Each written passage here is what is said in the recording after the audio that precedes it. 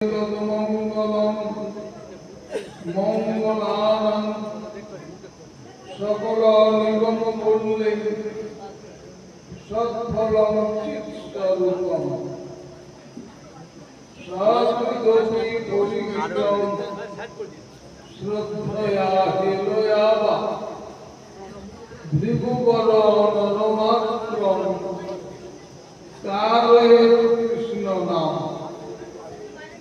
বাঞ্ছা কল্পতরুভ্যশ্চ কৃপা সিন্ধুভ্যেব চ পতিতানাং পাবনেভ্যো বৈষ্ণবেভ্যো নমো নমঃ। আমি সর্বাগ্রে পরম আরাধ্যতম শ্রী গুরুপাদ নিত্যলীলা প্রবিষ্ট জগৎগুরু বিষ্ণুপাদ স্তোত্তর শত শ্রী শ্রীমদ্ ভক্তি সারঙ্গ গোস্বামী মহারাজের অভয় পাদ অনন্ত কোটি সাষ্টাঙ্গ দণ্ডবৎ প্রণমান্তে তার অহিতকে কৃপা প্রার্থনা করি। তস্মাৎ পরম গুরুদেব স্বপার্শ্বদ প্রভুপাদ ভক্তি সিদ্ধান্ত সরস্বতী গোস্বামী ঠাকুরের অভয় পাদ করলে অনন্ত কোটি সাষ্টাঙ্গ দণ্ডবৎ প্রণমান্তে তাদের অহিতকে কৃপা প্রার্থনা করে। মঞ্চে আসীন পাদ এরা সব বৈষ্ণব, তাদেরও চরণেতে আমি দণ্ডবৎ প্রণাম জানাই এবং সমুপস্থিত বৈষ্ণববৃন্দ, ভক্তবৃন্দ, মাতৃবৃন্দ সকলকেই যথাযোগ্য অভিবাদন জ্ঞাপন করি। সকলেই প্রসন্ন হন। আজ হচ্ছে আমাদের শেষ দিবস, এই সভাটি বৈষ্ণব সভা। এখানে বৈষ্ণব হচ্ছে যারা বিষ্ণুর সম্বন্ধযুক্ত, তাদেরকে বৈষ্ণব বলা। যারা দুর্গা কালীর আরাধনা করে তাদের শাক্ত বলা। যারা শিবের আরাধনা করে তাকে শৈব বলা। যারা গণেশের উপাসনা করে তাদের গানপত্র বলা। সেই বিষ্ণু যারা আরাধনা করেন তারা বৈষ্ণব। এখন এই বৈষ্ণব শব্দটা এই জগতে এক শ্রেণীর লোক আছে, শুনলেই নাম যায়। কিন্তু বৈষ্ণব ধর্মটা যে কত বড় এটা ভাষায় বর্ণনা করা যাবে না। যেমন এই জগৎ সৃষ্টির মূল হচ্ছে ব্রহ্মা, চতুর্মুখ ব্রহ্মা। এই ব্রহ্মা বৈষ্ণব। আবার এই শিবজি মহারাজ তিনিও আবার পরম বৈষ্ণব। এরা বিষ্ণুর আরাধনা করেন। কোথায় যাবেন? সেই বৈকুণ্ঠের নিচেতে হচ্ছে শিবলোক, দেবীলোক এবং এই মাইকি জগৎ। এই জগতের থেকে যদি কেউ উত্তর লাভ করতে চায় তাহলে তাকে বিষ্ণু আরাধনা করতে হবে। বাবা শিব বিষ্ণুর আরাধনা করেন। পঞ্চমুখে রাম নাম গান ত্রিপুরা। ত্রিপুর নামে একটা অসুর ছিল। সেই অসুরের তিনটা পুরীর ভিতর থেকে বাবা শিবের সঙ্গে যুদ্ধ করত। বাবা শিব আর কোনো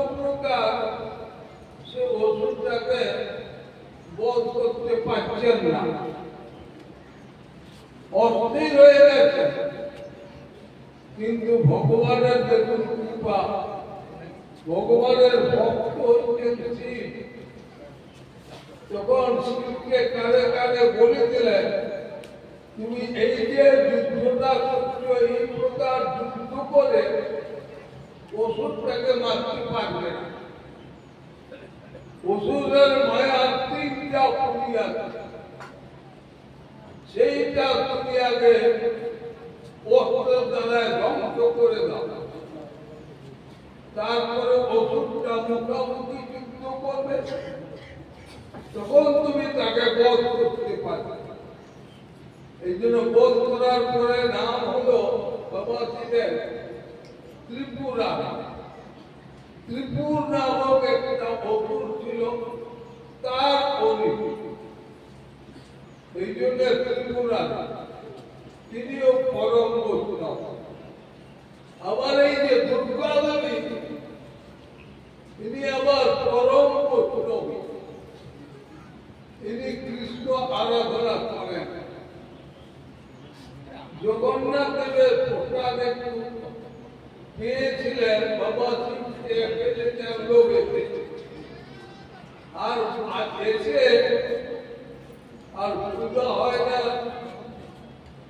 রাত্রিতে দুর্গা দেবী খেতে দিয়েছেন, বাবা শিব আর খেতে পারেন।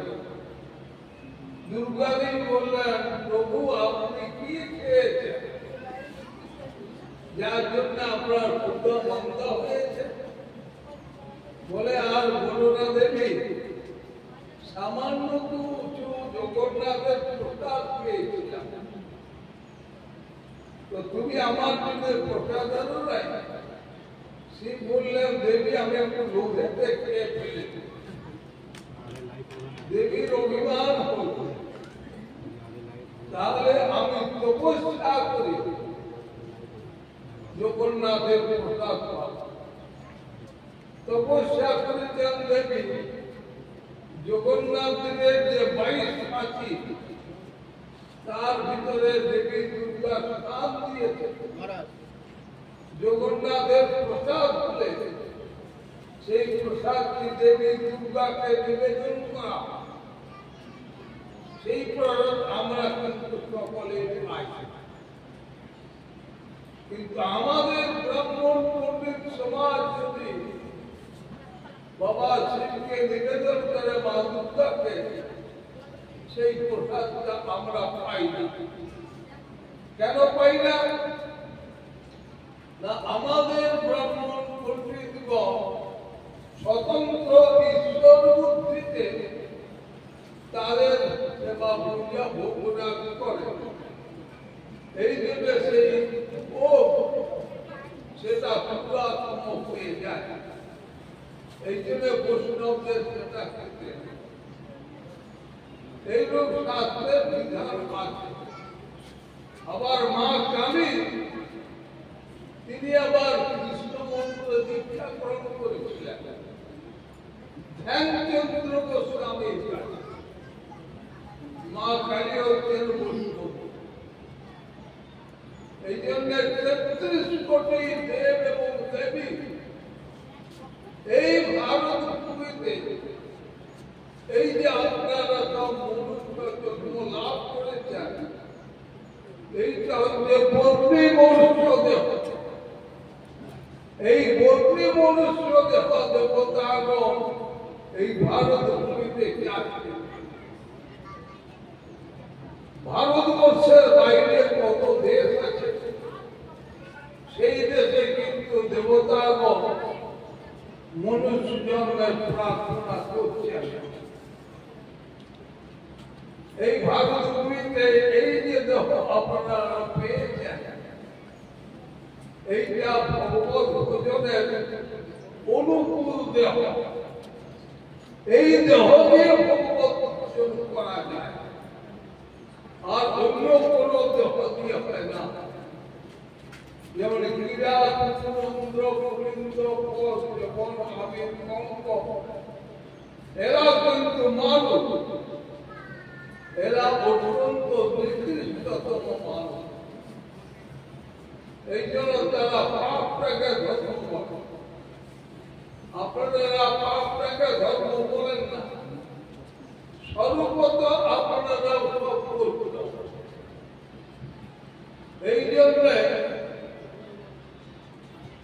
একলা ঈশ্বর কৃষ্ণ আর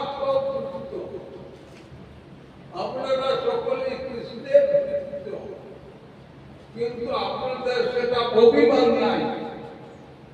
আপনাদের কৃষ্ণ ভৃত্য, ভৃত্য মানে বলে বাবাকে চাকর করে দিল,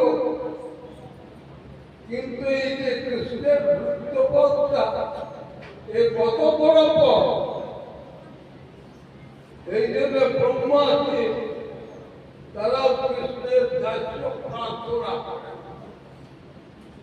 33 কোটি দেব দেবী তারা কৃষ্ণের দাস্য প্রার্থনা করে।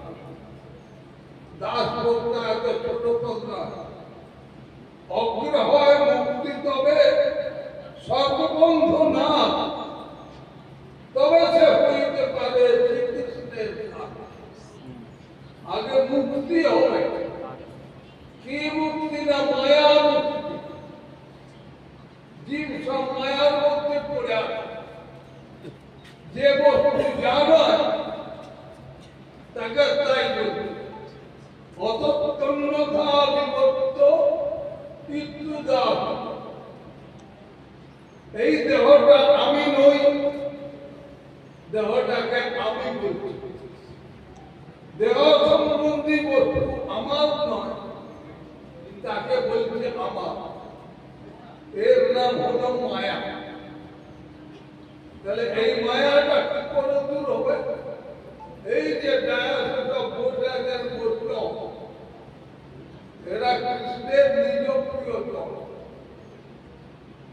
এরা কি করবে না আপনাদের যে মায়া আছে এই মায়াটাকে সদাবার জন্য ওষুধ নিয়ে এই বছরটা কিমৌষধম পৃচ্ছসি মূঢ় দুর্মতি নিরাময়ং কৃষ্ণ রসায়নং পিবু।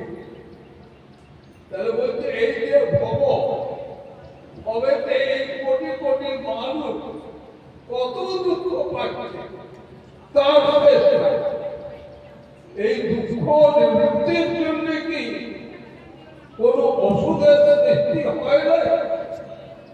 বলে হ্যাঁ, ওষুধের তো সৃষ্টি হয়েছে। কি ওষুধ না কৃষ্ণ রসায়ন পিব, কৃষ্ণ সম্বন্ধীয় পান করলে আমাদের মায়ার রোগটা দূরে চলে যাবে। আশ্চর্য ব্যাপারটি মনুষ্য এই মনুষ্য যুগে বড় আশ্চর্য কথা। কি আশ্চর্য? সুধাম পরিত্যাজ্য বিষম পিবন্তি। কৃষ্ণ নাম, কৃষ্ণ সম্বন্ধে সবটাই অপ্রাকৃত সুধা। সেই সুধা যদি আপনারা পান করেন তাহলে আপনারা বড় মায়া থেকে যে রোগ এটা দূর হয়ে যাবে। আপনাদের তখন অভিমান আসছে আমরা কৃষ্ণ দাস। তাহলে এই কৃষ্ণ দাস যখন অভিমান আসছে তখন আজ আপনার দিকে স্বপ্নে প্রশান্তি চিহ্ন নিশ্চিত সাক্ষাৎ জম্মা জমে আশা দূরের কথা। স্বপ্নে তো কোনদিন জম্মা জন্তু আমাদের কাছে আসবে না। যমরাজ কিন্তু পরম বৈষ্ণব, যার পরটি শুদ্ধ ভক্তিপথের মহাজনের কথা আছে, তার মধ্যে যমরাজ একজন, তিনিও বৈষ্ণব। স্বয়ংভূ নারদ শম্ভু কুমার কপিল মনু প্রহ্লাদ জনকভীষ্ট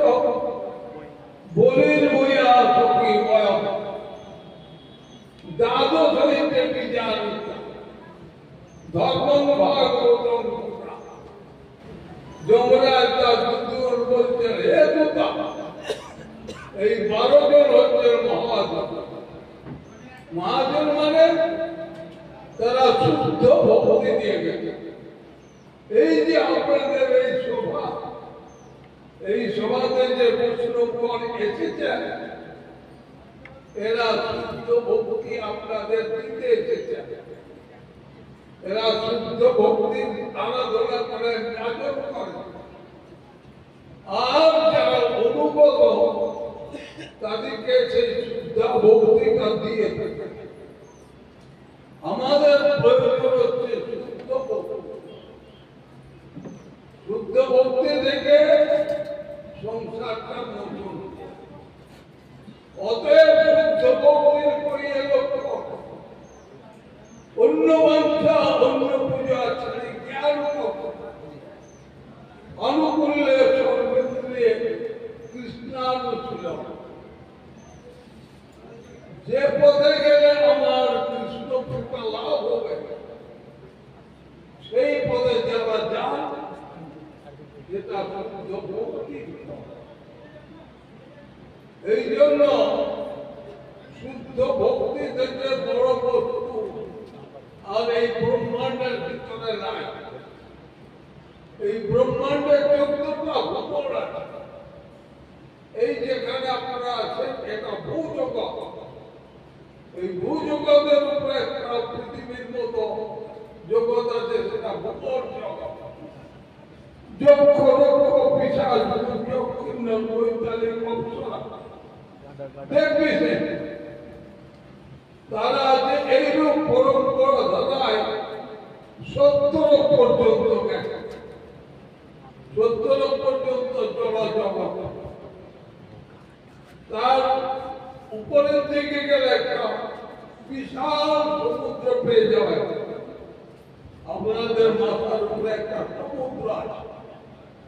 সমুদ্রটার নাম হচ্ছে কারণ সমুদ্র, বৈকুণ্ঠের গড় খায়।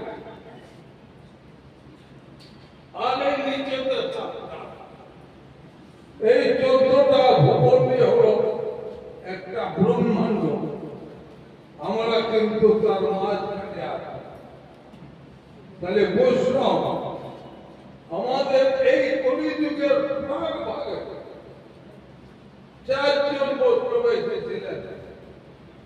শ্রী ব্রহ্মরুদ্র পুরকাচন্তর কীর্তি পাবন অতপর ভবিষ্যন্তি চত্বর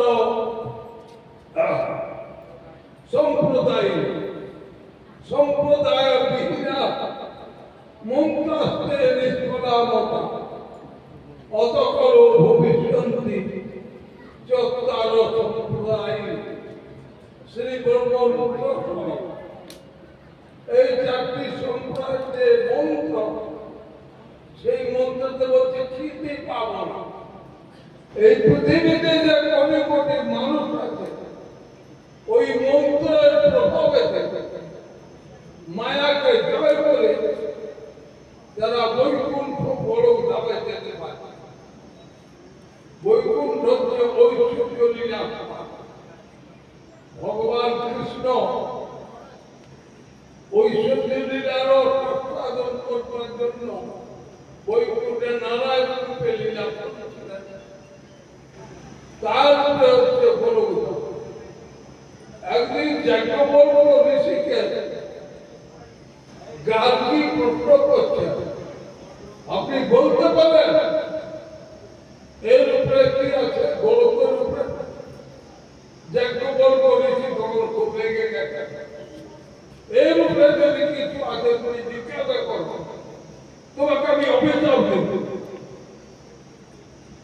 সেখানে কিছু শুধু চিন্ময় গোলক ধাম, সে অনন্ত অপরিচিত। তার সেখানে কিন্তু আমাদের সকলের বাড়ি।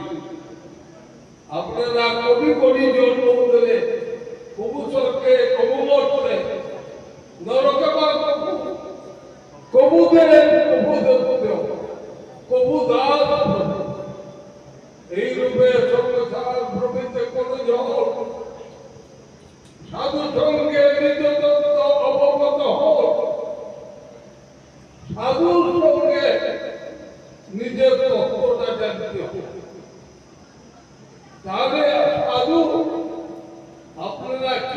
তত্ত্ব এটা জানিয়ে দিলেন ভালোভাবে। আপনারা কি তত্ত্ব? আপনারা অনুচিন্ময় কৃষ্ণ দাস তত্ত্ব, অনুচিন্ময় কৃষ্ণ দাস, আর কৃষ্ণ হচ্ছেন বিভূতিময়।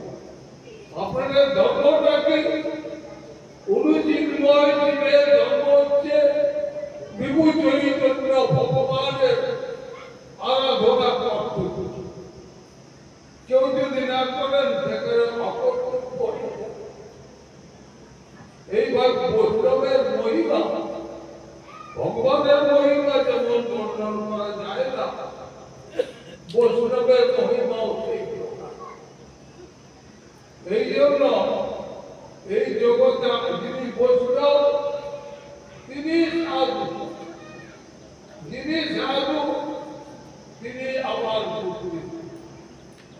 কেন?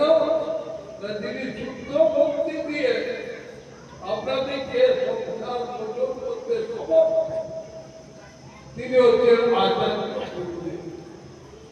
তার স্বরূপ নির্বর্তন করুন। ত্রিভুবন বিভব হে তত্ত্বমূর্ত সৃষ্টি রজিতাত্মসুরাদিনী নির্বিকার না চলতি ভগবত পদার বৃন্দা লবণ নিঃশান্ত সব বৈষ্ণবের তিনি অগ্রগণ্য। এই ত্রিভুবনের যে বিভব সেইটা যদি বৈষ্ণবের কাছে এসে যায়, বৈষ্ণবের দিকে তিনি পাস করবে না, গ্রহণ করবে না। যদি কৃষ্ণ সেবার অনুকূল হয় সেটাকে সম্ভব রূপে তিনি কৃষ্ণ সেবায় লাগিয়ে দেবেন, নিজের সেবায় লাগাবেন। তিনি হচ্ছেন বৈষ্ণবের অগ্রগণ্য। এক মুহূর্ত কাল কৃষ্ণ পাদ চিন্তা থেকে বিরত থাকেন না, তাকে বৈষ্ণবাগ্রগণ্য বলে। বৈষ্ণবের অনন্ত মহিমা বর্ণন করে তো শেষ করা যায় না। এই মহিমা বর্ণন করে শেষ করা বস্তু নয়। আত্মশোধনের জন্য আপনাদের কাছে কিছু কথা বললাম। এরপরে বৈষ্ণব গ্রন্থ মধুর বাবা আপনাদেরকে বৈষ্ণবের তত্ত্ব কি, বৈষ্ণব কি বস্তু, আমাদের বৈষ্ণব প্রয়োজন কেন, তারা সুন্দরভাবে আপনাদেরকে বুঝিয়ে বলবেন। এইসব কথা নাই পরিচ্ছেদ আবির্ভাব তিরোভাব কয়মাত্র ভেদ বাঞ্ছা কর্ম তরুণ কৃপা সিন্ধু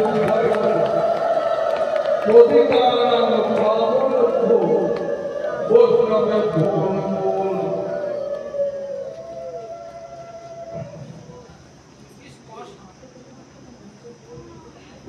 কি স্পষ্ট উচ্চারণ এবং কি মেমোরিতে লোড করা আছে।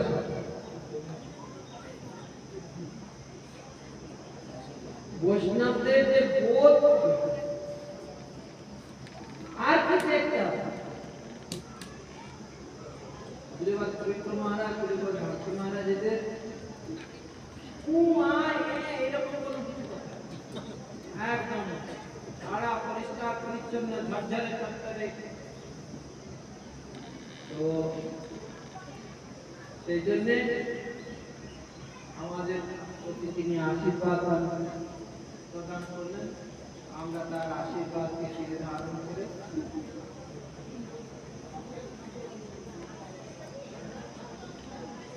আজকে যে প্রতিবর্ষ মহাপুরুষের